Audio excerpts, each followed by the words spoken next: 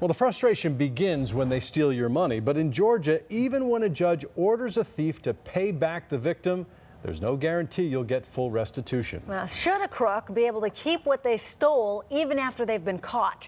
Now, that's the question Fox 5 I-Team reporter Randy Travis has been asking for us. Randy? Right, Sine Rossi, it happens more than you or I would like to think. Turns out to catch a thief may be the easy part. Making him pay up, well, that's the real game. Hey, Mr. Dennison. My name is Randy Travis. I'm with Fox 5 News. We're doing a story about people who don't pay restitution after they promise to. This is admitted thief Denny Dennison. Denny don't pay or play. No comment. Get the out of my face. But you promised when you pled guilty that you'd pay back this money, and you haven't yet. So you've broken your promise. Get the out of my face. What you don't understand. The wheels of justice grind slowly, and I'm beginning to see that. You think he's just trying to play out the clock? Well, he looks like it. It's hard to draw that line between the guy who's running out the clock and the guy who legitimately just can't come up with the money. Here in Georgia, plenty of criminals know how to play the restitution game. To stay out of prison, they agree to pay back the money they stole. If they don't make the payments, a judge can still send them to prison, but only if they're still on probation, only if the clock is still ticking. Andrea Lewis Harris figured out how the game works. She promised and said that she would pay me back. The judge also stood up and said that, you know, she's going to pay this money back instead of going to jail. And that's what she chose. The restitution. The restitution. How's it been going? Not good at all. Andrea Lewis was a healthcare worker who admitted forging her patient's signature on checks and pocketing $19,000. Willie Cook Sr. raised and trained Tennessee walking horses, the first black man to serve as a championship judge. Later in life, he suffered a stroke. In 2003, his family hired Andrea Lewis to care for him. He died in 2005. According to court records, during her first year on probation, Lewis paid about $3,000 in restitution. But then the checks started dwindling and getting ridiculous. In 2014, court records show Lewis paid a total of only $98 to Willie Cook's estate. It actually ended up to where it became a joke between us. I'd call him and I'd be like, ooh, we got a check today. She was like, you got a check from the courts. And I'm like, oh, man. And then all of a sudden it's 16 bucks.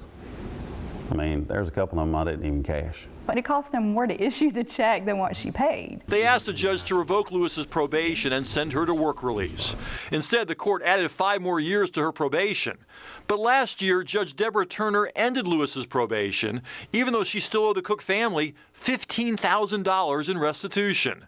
That meant the criminal courts can no longer force her to pay. Said she didn't have the means or the funds to pay you. So they released her. I think she realized that, like, after the first time or two she went back to court when nothing happened to her, I think her attitude became, nothing's going to happen to me. And I think it became a joke. Gwinnett DA Danny Porter says it's a lot like chasing back child support. They have sort of an argument. They say, I have a felony conviction now. I can't get a job. I can't earn that much money. Andrea Lewis told us by phone she works at a fast food restaurant and makes little money. She would not answer my main question. Will she ever pay back all the money she took? I'd love to get it paid off, because if I hadn't paid off in 2 years, I've been off his probation. It's clear 61-year-old Denny Dennison knows the system. He wound up back in court after failing to make restitution payments related to a stolen motorcycle case in Barrow County. George Twitty's share of the loss was $300. Well, here are the restitution checks he's been getting from Dennison. I was angry at first, now I'm just disappointed. I'm not sure who to be angry at. I think he's gaming the system here. Is that what you're thinking about? You're trying to wait until you're off probation so you don't have to pay this anymore? Look, I pay him what I can. I sell blood, pay what I paid. If you think I'm lying, you think I'm bullshit. Look at this. Blood from a turnip. What else to be done with someone who says that's all he's got? You understand if you don't pay the restitution, you're going to go to jail anyway. No, they sue me for it. And I'll have to sue him civilly. He just said that. Yeah, so he knows. He knows. He knows. See, he knows. When it came time for George Twitty's request to have Dennison thrown in prison, we don't have debtors' prisons in this country. The court found Dennison did not have the money to pay Twitty, so he had not violated his probation.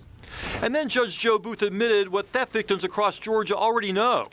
Time is not on their side. Many times these cases expire without fines and restitution having been paid. In fact, I would probably just go out on a limb here and say the large majority of criminal cases in which there's restitution do expire without that restitution obligation being met. I mean, hell, I can't give money I ain't got.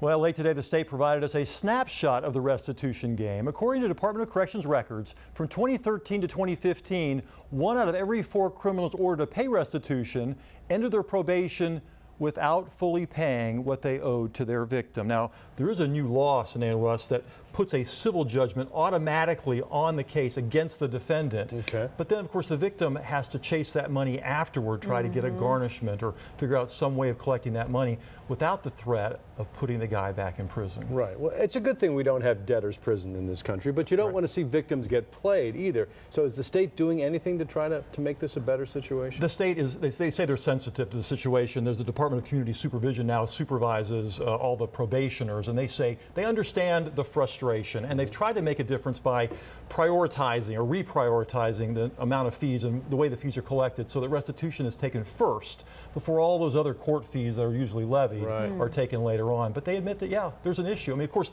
when you're getting checks for $4.35, there's not a lot of money to go around. Yeah, and it's frustrating to see that people intentionally play the system, as Russ said. And that's what these victims think. Now, we don't know in this case. The victims think in these 2 cases that we profile, that's what's going on, but the judge thought otherwise. All right.